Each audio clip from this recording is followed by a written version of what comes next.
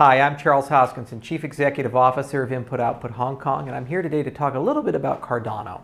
So to understand Cardano, first you have to understand where Cardano came from. So let's talk about the first generation of cryptocurrencies. So first gen is Bitcoin. And the problem that Bitcoin was trying to solve was really, could we create a decentralized money? Could we create some sort of token that lives on some sort of decentralized blockchain maintained by people all around the world, and that token would be scarce and tradable. So when Alice and Bob want to send value to each other, there would be a mechanism for doing that that did not require a trusted third party, a trusted intermediary. Now this was kind of a really cool and interesting idea. It had very old roots starting from the 1980s and beyond, but Bitcoin was really the first to bring this all together. And it was a tremendously successful experiment. After just a few years, Bitcoin not only accrued thousands of users, but also started being worth real money. Tokens went from less than a penny to actually $1 to eventually $100. And right around that time period, we saw a huge influx of people saying, boy, this is really interesting. However, the issue is that the transaction between Alice and Bob has more than just the act of moving money associated with it. There's a story behind that transaction. There's terms and conditions. For example, what if Alice says to Bob, I'll give you the money if and only if you mow my lawn. I'll give you the money if and only if you repair my roof. This is a contract. This is the story. So first generation technology wasn't really well suited for this. Every single time someone wanted to make a change to Bitcoin, they'd have to build another cryptocurrency, or they'd have to figure out how to install some sort of cumbersome overlay protocol like Mastercoin or Colorcoins. So back in 2014, Vitalik Buterin, myself, and many others came together and we launched the first second generation blockchain. And this is Ethereum. Now Ethereum is kind of like when JavaScript came to the web browser. We went from these static, simple pages that were not terribly functional, but at least they did something, to pages that were fully programmable. This then enabled us to build the Facebooks, the Googles, the Gmails, the experiences we've come to know and love. So Ethereum brought a programming language to a blockchain. So this programming language paradigm allowed smart contracts to be written to have customizable transactions. So when Alice sends that value to Bob, all those terms and conditions could then be embedded within the transaction and it can be bespoke to her particular needs. Now this paradigm, like Bitcoin, also took off, and now Ethereum is among the largest of cryptocurrencies and has a huge developer community. Unfortunately, just like Bitcoin, we're starting to enter into a new realm. We're going into the third generation,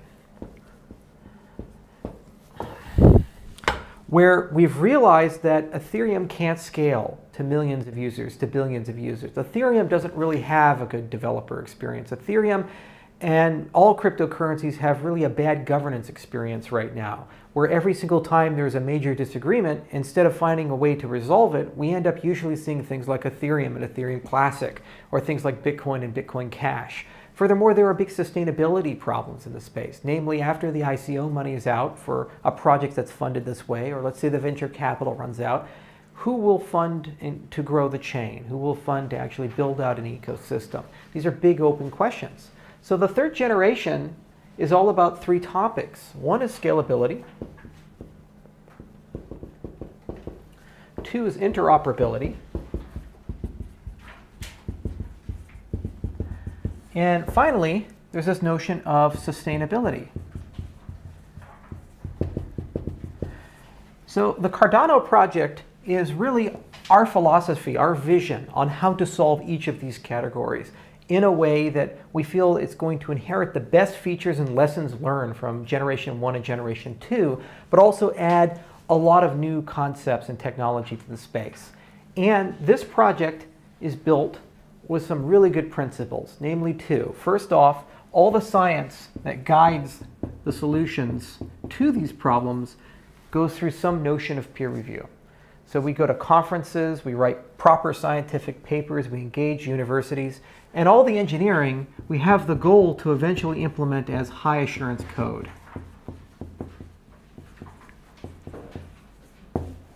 which means the same types of techniques one would see with the Shinkansen or a jet engine, where when the failure of the system results in human death, we can apply those techniques to our protocols engineering and development so that we have a much higher belief in the quality of the code. This avoids events like the DAO, the parity hack, and other such things as we've seen in the space. So let's go through each of these in more detail, starting with scalability. So scalability is kind of a loaded term, and it has a heck of a lot of meanings. But from a cryptocurrency's perspective, you can really think of scalability in 3 different perspectives. So one is scalability in terms of transactions per second. So you'll often hear people say, well, Bitcoin has 7 transactions per second, or Ethereum has 10 or 20 transactions per second, and this new protocol has 200 transactions or 300 transactions per second. There's this notion of how many transactions am I able to get into a block within some finite period of time. But it's not the only thing that you have to concern yourself with. Transactions carry data. And as you get more transactions, you require more network resources. So there's also this notion of bandwidth or network, where for a system to scale, if it's going to go to millions and billions of users, that system could require hundreds of megabytes to gigabytes per second of bandwidth to be able to support all the data flowing through it. This is very common in the enterprise world, but not quite where we need to be in the peer-to-peer world. And then finally, there's this notion of data scale. So blockchains store things, hopefully, forever.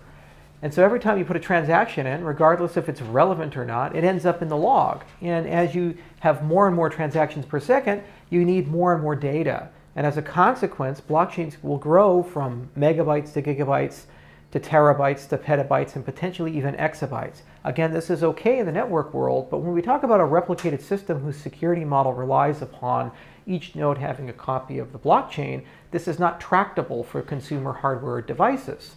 So Cardano, what we're trying to do is figure out ways to solve these problems in a very elegant way.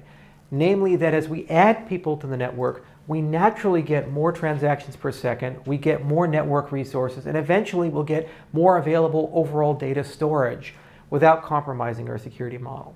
So let's talk a little bit about some of the innovations we've already brought, namely with the throughput. We've developed a peer-reviewed white paper for a provably secure proof-of-stake protocol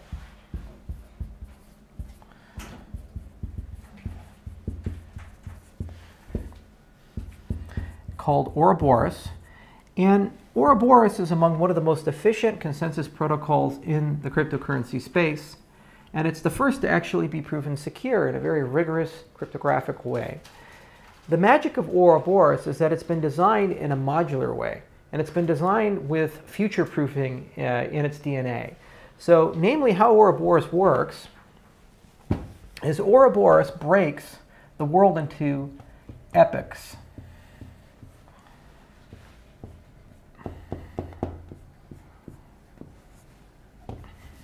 It takes a look at the distribution of tokens, and from a source of random numbers, it's able to hold an election and create slot leaders. Now, these slot leaders functionally do the exact same thing that a miner would do in Bitcoin. So this is basically the same as a person who discovers a block, wins a block in Bitcoin. But the difference is that it doesn't require the extensive computational resources that Bitcoin requires to construct a block. And as a consequence, this system is considerably cheaper to run, even though we still have similar security guarantees that Bitcoin currently enjoys. So it's a major advancement. But the other really interesting thing is that these slot leaders don't have to just maintain a single block and a single chain. They can actually maintain other blocks and other chains. Because the cost of constructing a block is so low, it's actually now tractable to talk about consensus over a range of blockchains instead of a single chain. Furthermore, epochs perhaps could even be run in parallel. So instead of having one epoch run and then another epoch run, one could develop a system using Ouroboros where epochs run in parallel and transactions are partitioned accordingly. What this effectively means is as you gain more users and your users gain more capabilities, these slot leaders will be able to maintain more types of blockchains and also run transaction processing for blockchains in parallel. This is a major advancement. The other cool thing is that Ouroboros has very rigorous security standards in terms of its theoretical foundations as well as its implementation. So as a consequence, as we develop new capabilities for the protocol, these capabilities are somewhat composable, meaning that these capabilities will also be secure. Whereas other systems, one has to prove these things on a case-in-case basis, in some cases make major modifications or changes to their system.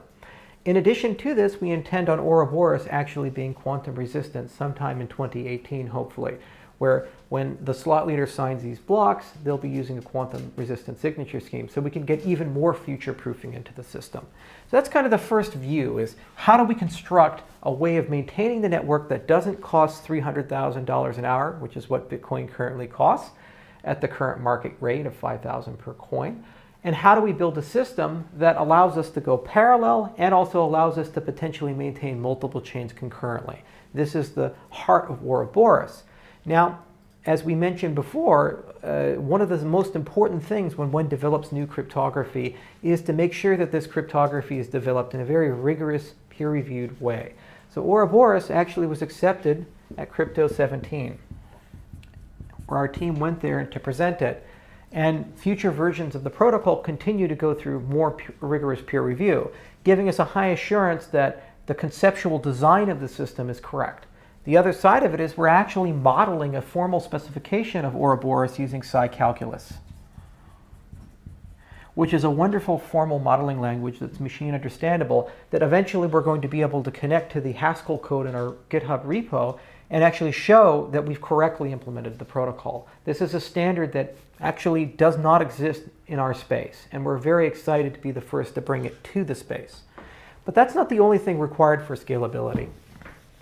You also need the ability to move large amounts of data at the same time. As our network grows from a few hundred transactions per second to thousands, to tens of thousands, to hundreds of thousands of transactions per second, you cannot maintain a homogeneous network topology. In other words, you cannot have a situation where every node has to relay every message, because there will be nodes that don't have those capabilities, especially as they grow. So we're actually looking at a new type of technology called RENA. And this stands for Recursive Internetwork Architecture. And so RENA is basically a new type of structuring networks using policies and clever engineering principles, mostly conceived by John Day, who's based out of Boston University. And the goal here is to build a heterogeneous network that gives you similar types of privacy guarantees, transparency guarantees, scalability guarantees that you would expect to get from network protocols like TCP/IP, but do so in a way where you can actually reason about how the network is going to compose in a formal capacity. So in other words, RENA is a major step forward that will give us a way to very naturally tune and configure Cardano as it grows from hundreds to thousands to tens of thousands of transactions per second, and something that will very seamlessly connect and interoperate with TCP/IP. We're very excited to bring this in part to the Cardano ecosystem in 2018 and completely around 2019. And we think it will be a big solution to a lot of the network overhead issues that we have. Finally, we have this notion of data scaling. So this is among the hardest of the problems, and it's one that we're still examining and looking at. But the reality is that not everybody requires all the data. The transactions that Alice sends to Bob are not necessarily relevant to Eve and Jane and Bill. They're only relevant from the context that these people are able to infer from them the total ownership of the money and know that the tokens they've received are legitimate and correct. So you have techniques like pruning. You have techniques like subscriptions and some form of compression, which when applied in a setting in a very intelligent way, can actually reduce substantially the amount of overall data one user has to have. There's also the idea of partitioning. Partitioning is where a user doesn't actually have a full copy of the blockchain. Rather, they have some chunk of the chain, as opposed to many other chunks. And there's some notion that you can put all of these things together. So one of the goals of the Cardano project is to study this in a very rigorous way and to come up with new blockchain architectures as they become necessary that will allow people to have much smaller amounts of data, but overall still get the same level of assurance and security that the transactions they receive, the computations that are performed, are correct. So part of this research also involves some of our ideas about sidechains. And we'll get to that actually when we get to the interoperability section, but as a brief mention, all a sidechain really is two components. First, it's the notion of creating a compressed representation of a blockchain, and it's a notion of creating interoperability between chains, i.e. a way of translating transactions between chains. So some of the proofs that we've come up with some of our recent sidechains research give us a lot of hope that we can create compressed representations of a blockchain as it grows from gigabytes to terabytes to petabytes, and that these proofs can give us a high level of certainty that the transactions we're seeing, the history we're seeing is correct, even though these proofs are quite small, megabytes to kilobytes. So this is kind of our solution to data, is to approach it in both a pragmatic way, where we start restricting in some cases what people see in a very intelligent case-by-case basis. We partition things where and when we can, and we find out really intelligent cryptographic ways to compress history, which give us the same level of confidence even though we don't have all of it, but do all of this in a way where we don't remove the original replicated security guarantee that Bitcoin has endowed the space with.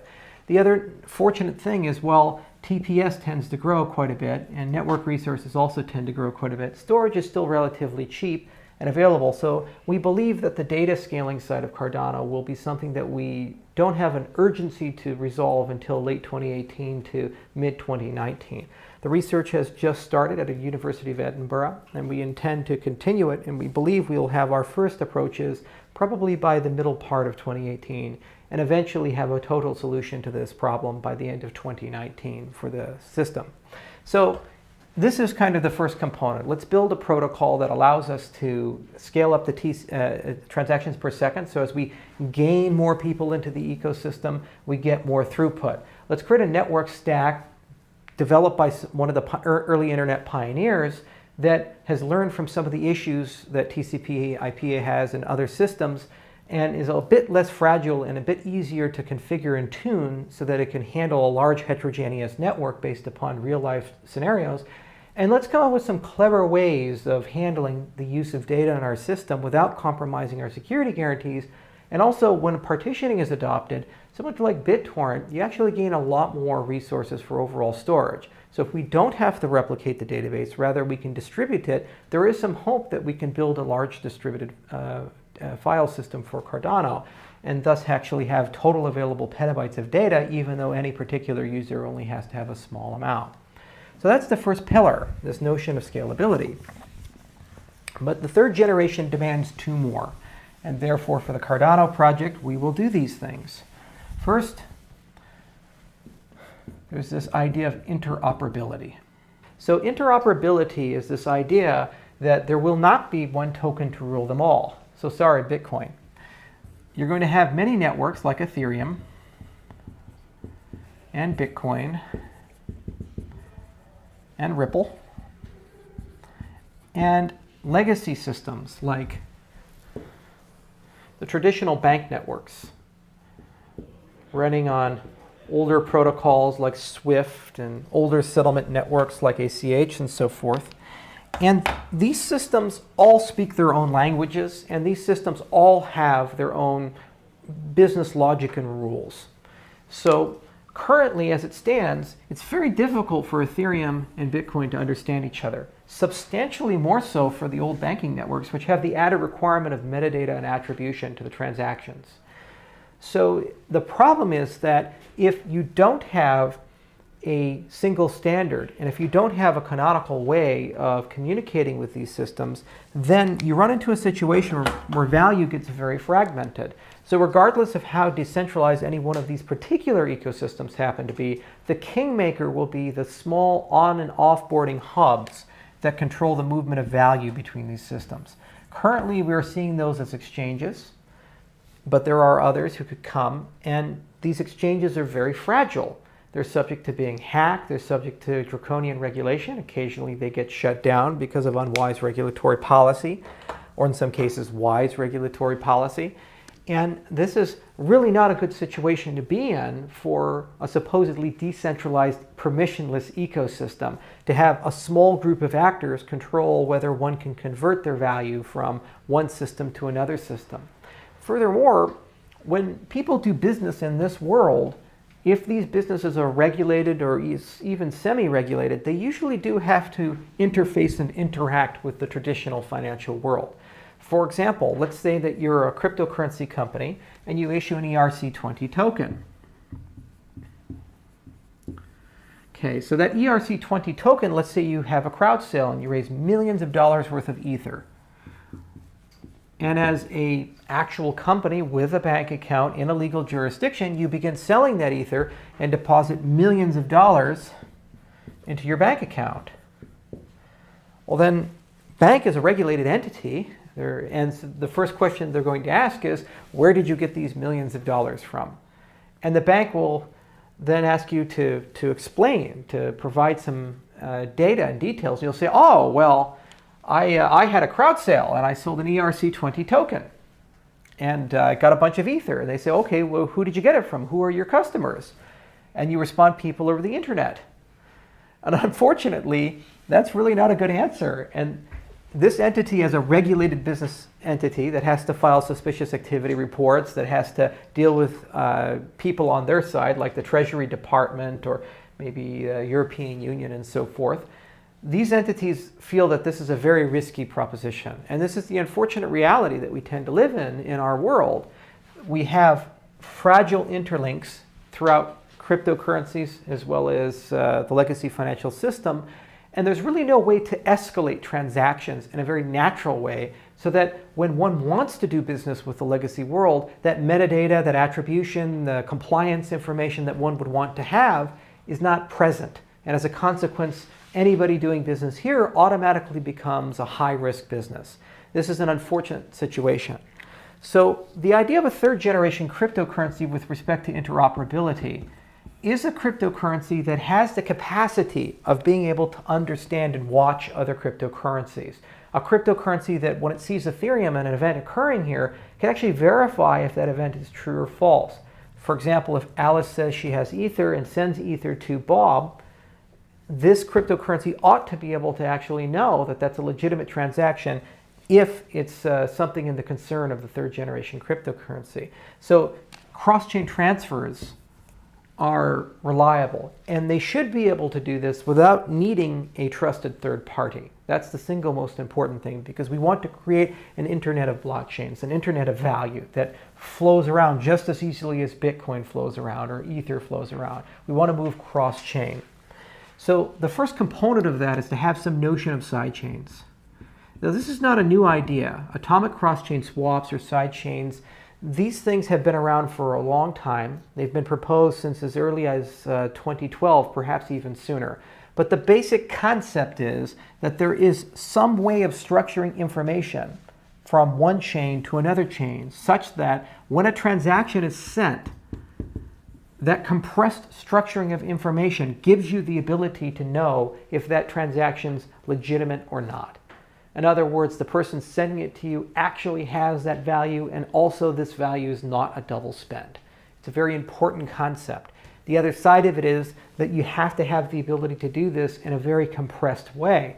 There are over 1,000 cryptocurrencies in use, and cryptocurrencies are becoming larger and larger. So you can't say, well, the only way to understand the other system is to have a copy of the entire blockchain of the other system. This is not a scalable solution. You have to be able to look at these systems in a very compressed way. So Cardano has started its sidechains effort. We recently published a paper with Andrew Miller, Dionysis Zindros, and Aggelos Giassis. And this paper contains a very well thought out approach for how to generate proofs in the proof of work world, called non-interactive proofs of proof of work. And we're very hopeful that this approach can also be adapted in the proof of stake setting, and then these two things together, combined with some clever engineering, should allow us to have a pretty deep and detailed understanding of what's going on amongst other cryptocurrencies which are here to stay. However, this is only part of the story. Even if we can create a utopia where all blockchains can talk to each other and be seen and heard, and they go from blind, deaf, and dumb to very intelligent and verbose, the issue is that this world is still incompatible with this world, principally because of three factors. One is the notion of metadata. Two is the notion of attribution. And three is the notion of compliance. So, metadata is the story behind a transaction. It's not that you've spent $50 that matters. It's where did you spend it? What did you spend it on? To whom did you give it to? These types of things. That's metadata. It's really not well provisioned in the cryptocurrency space. However, it's the bread and butter of the legacy financial world. There's an enormous amount of value in the metadata of transactions. And in some cases, the metadata of transactions allows transactions to be put into a hierarchy of risk. Certain types of transactions are tremendously risky. For example, if there's a wire transfer between two American banks based in New York amongst large companies, this is very common and happens all the time. If there's a wire transfer from a small American company to a small Russian institution, which in turn then goes to Iran, which in turn then goes to South Africa, this is a totally different scenario. Even if the amounts are the same, the amount of hops, the people who've touched it, the nature of the organizations, how long they've been doing business, this is all metadata. The problem is that metadata is incredibly personal. It's incredibly private, and it has a big difficulty in the cryptocurrency space because all the transactions here are permanent. They live on a blockchain. They're transparent. And the minute that we would attach metadata to a transaction here, we'd run into a situation where we could be potentially exposing very sensitive information to the general public. So one of the goals of the Cardano project is to figure out where, when, and how we can put metadata on a blockchain and benefit from some of the factors that we really care about, such as auditability as well as immutability and timestamping. Because tampering with metadata is a very risky thing. It's very important in cases to have this, but at the same time, posting metadata to a blockchain in a responsible way, perhaps encrypted or perhaps with a special scheme that only allows certain people to see it, whereas others cannot.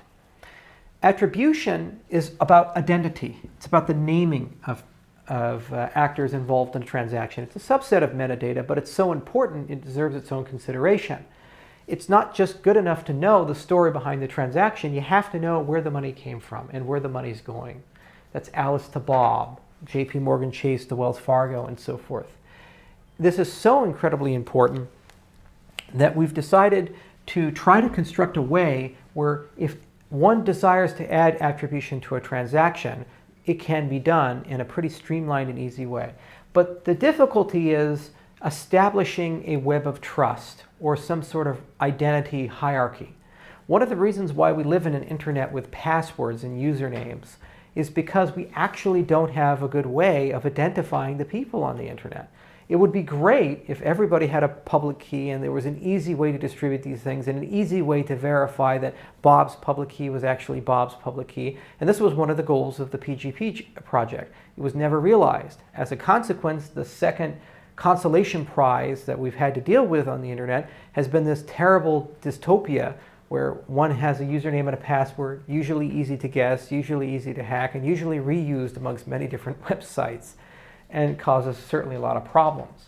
So the same problem there is incumbent here. The difference is that cryptocurrencies are factories for cryptographic credentials.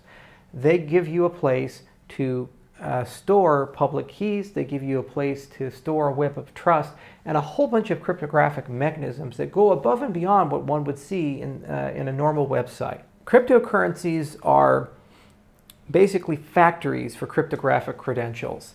unlike normal websites or unlike the current internet, cryptocurrencies give you the ability to organize, manage, store public keys, and develop all kinds of webs of trust, as well as an even more advanced layered cryptography, which has been invented over the last 20 years.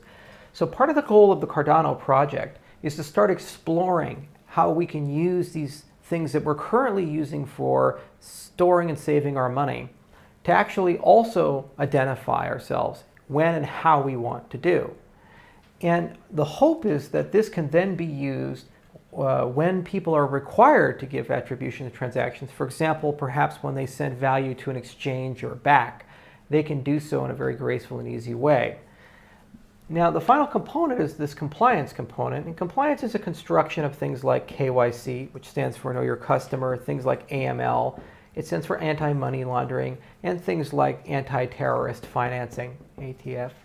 And basically, they're all the same notion of there's a transaction that's occurred. What do we know about this transaction such that we can say it's a legitimate transaction?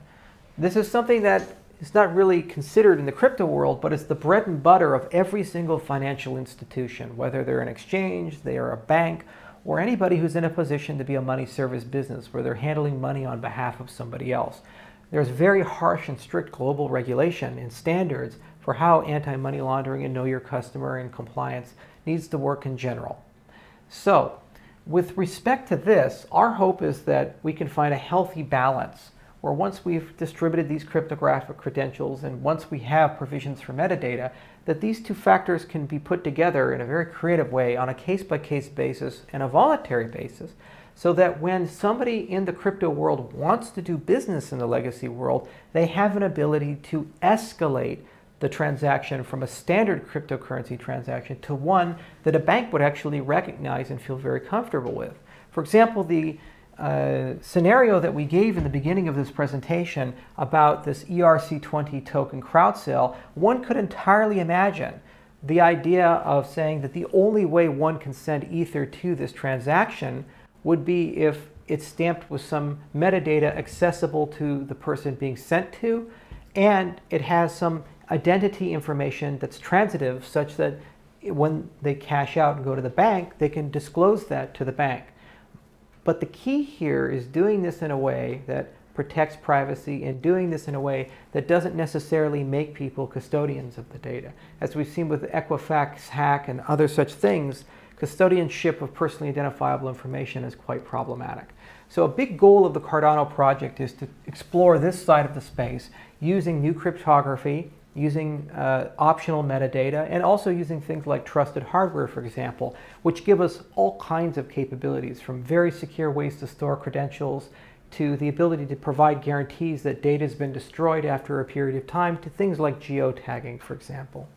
So this is the interoperability side. And if we're successful with this, we can really think of Cardano as that glue that can facilitate the internet of blockchains, where Bitcoin can stay Bitcoin, Ethereum can stay as Ethereum, Ripple can stay as Ripple, and the banks don't have to change much, but Cardano provides that necessary bridge that isn't centralized and isn't fragile. Rather, it's a large decentralized network, and it really ushers in this great new era of interoperability. In the last two sections, we talked about scalability and interoperability, respectively. But the third pillar of a third-generation blockchain and what Cardano aspires to be, and probably one of the most important of the three pillars, is this idea of sustainability. And you could break sustainability into two components. First, there's the idea of how do we pay for things?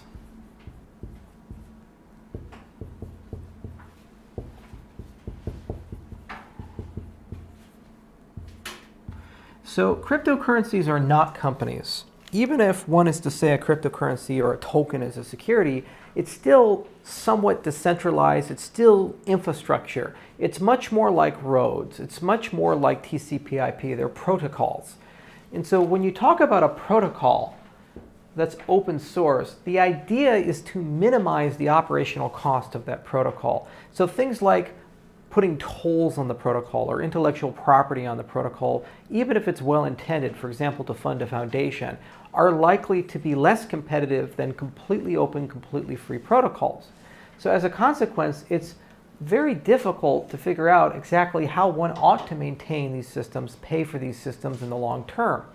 So certain proposals such as a patronage type of model where a corporation decides to volunteer its developers may work in the short term, but the challenge is that those developers end up having a huge amount of influence over the evolution and growth of the system. So one can argue that a patronage model will lead to centralization of power into the hands of a few companies that want to modify the protocol in a certain direction. For example, right now, the W3C is having a large debate about bringing DRM into the browser. And we've already seen the EFF resign from the W3C because they feel that larger companies in that effort are influencing this process towards the benefit of large content distributors as opposed to a free and open web. So patronage may not be the best way. ICOs are also an interesting way, and they're like a quick jolt of energy. They provide a lot of capital, and if there's good governance behind that capital and good people behind the capital, certainly can result in the creation of a great product, a great protocol. But the problem is that an ICO isn't an indefinite event or a continuous funding event. Rather, it's a large flood of money in the very beginning to do something. But no matter how large that pile of money is, it's finite and will eventually run out. So the first thing is, can we construct a system that has a treasury? A treasury is where a blockchain is able to print money and put some of that money into a decentralized bank account.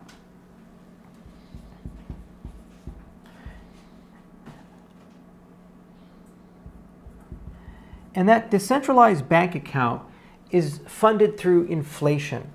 So the first to pioneer this model was Dash.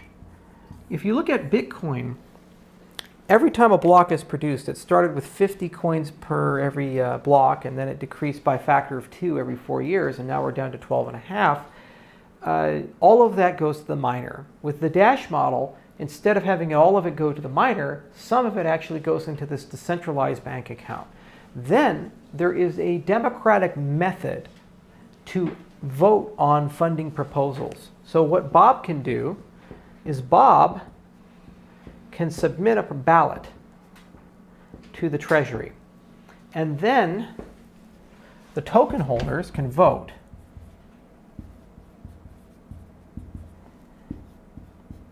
And if there's a high enough threshold, if there's a high enough amount of voting, Bob's ballot will be approved and the Treasury will open up and pay Bob. So this abstract model is actually incredibly robust because it has a way of being refilled on a continuous basis. It's directly proportional to the overall influence and size of the currency. So as the currency grows, it has more and more resources available, which in turn can be spent to grow the currency. So there's a positive feedback loop. And also it has a democratic process, a democratic participation connected to the system that allows the stakeholders in the system to start having discussions about priorities, namely what ballots ought to be funded. For example, Bob can say, I'm a developer and I want to sustain the system, and submit a ballot. And then Alice can say, I'm a marketer and I want to market the system and create content and videos. And now the token holders get to choose what do they think is a higher priority, further development or marketing. Or perhaps a scientist wants to write a new protocol to improve the existing protocol. Maybe it's a new privacy primitive, for example. Or maybe it's a bit more security with the network stack or a bit more anonymity with the network stack. So instead of going to the National Science Foundation or the European Union and trying to get a traditional research grant, scientists of the future may even be able to use the Treasury model to propose funding for research. Or perhaps you're an application developer, a dApp developer. Maybe you want to bring state channels to Ethereum. Under the current model, one has to do an ICO or something along those lines, issue an unnecessary token that really doesn't provide any utility above and beyond what Ether provides, but do so to raise capital in order to be able to bring this innovation into the system. Instead of having that and segregating value away from the principal token, the token holders now have a mechanism where they actually can provide funding for this dApp. And that's a really exciting proposition. The challenge, however, is that the construction of such a system is a tremendous endeavor and requires quite a bit of deep thought. First off, there has to be a proper and fair voting system. Second, there has to be incentives to vote, incentives to participate above and beyond some notion that this system is going to be a common good. There's a kind of a tragedy of commons notion there. Third, there has to be an easy way to submit ballots, but do so in a way where ballots actually, the reasonable ballots, have higher precedence and priorities over absurd ballots. And do this all in a way that's completely decentralized, and do this all in a way that is somewhat distributed and doesn't require centralized governance. So a treasury is quite hard. Dash had a first example of it, and they've had tremendous success as a project as a consequence. So at IOHK, we are quite interested in this model, and we think this is one of the single most important things about sustainability, because it's leaving something behind embedded within the system itself that allows the system to pay for its own bills. Yet, it is, as I mentioned, quite a bit of research. So we've already started the process. We first started examining the voting system, and we're looking into using a modification of liquid democracy. And then combining that with an incentivized treasury model.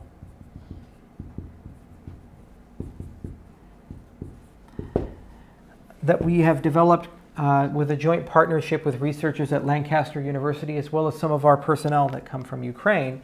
And our hope is to develop a reference treasury model that's abstracted from any cryptocurrency. It's just a module that can be plugged into a cryptocurrency, such as Ethereum Classic or Cardano.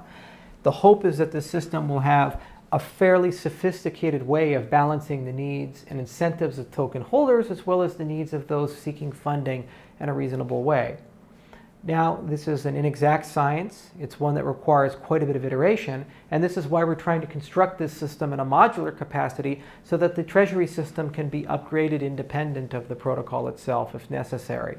So this is something we're very excited about. We should be publishing a paper fairly soon, in Q4 of 2017, and our hope is to roll out the first generation of the reference treasury model into the Cardano protocol by about the middle part to the end of 2018.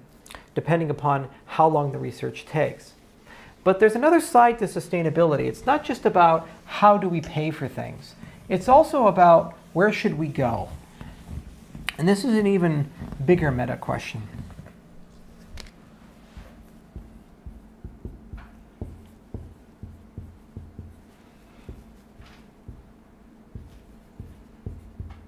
So, cryptocurrencies are living creations. They're not static in that once you've written the code, it's finished, it's done. There's no notion of 2.0. You have to be able to change them as technology changes, use cases change, or new innovations come out that you can benefit from tremendously. And generally, you do this either with soft forks or hard forks. But these are forks nonetheless, meaning that you have to change something. The problem is that in current cryptocurrencies, generation 1 and 2, there is no canonical way of deciding which fork is proper amongst many that have been proposed. And as a consequence, this results in a situation where eventually irreconcilable differences develop and we see the chain break apart. We've seen this with Bitcoin and Bitcoin Cash. We've seen this with Ethereum and Ethereum Classic. And it will only continue as these systems grow in scale and value. So what we have to do is argue by analogy, are there any social systems that humanity has constructed, which while they may be controversial, have still maintained a degree of stability and updatability? Constitutions are the closest notion that we have. It's the highest law of a country. A constitution doesn't change too much, especially constitutions like the American Constitution, and they're somewhat difficult to change. But when they do change, there's universal consensus post-change that they're going to follow this. We don't see a fracturing of the country into two Americas or two UKs or something like that. We kind of get consensus around it. Why? Because it's a slow, deliberate process, one that people agreed to follow, at least in principle. So if we were to treat protocols as constitutions, one ought to be able to amend the Constitution. One ought to have a process to do so. Because we're engineers and we like reusability, our hope is to use the very same types of mechanics that are used in the Treasury system for approving ballots to actually being able to consider Cardano improvement proposals.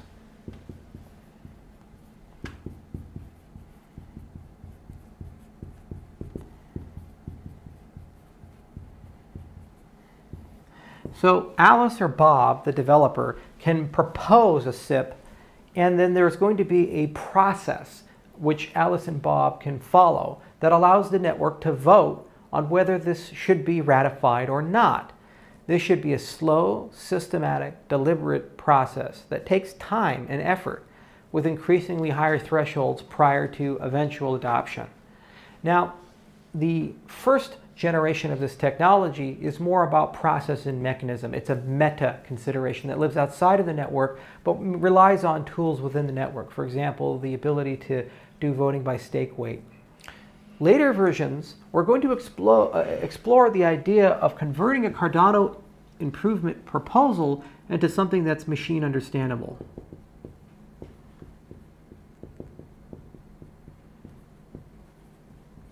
Similar to a formal specification of a protocol, there is this notion that maybe we can actually specify a cryptocurrency in a way that the cryptocurrency actually understands its own design. If this is possible, then it may be possible to actually verify if a client is following a specification. In other words, when Alice and Bob create their wallets to connect to Cardano, there's this machine understandable canonical notion of how Cardano ought to be configured. And their clients will actually be able to self-accredit and verify if they're actually following the protocol or not. So this is kind of generation 2 and 3. This idea of taking a social process and eventually mechanizing that social process in ways that give us a protocol that lives above the particular software.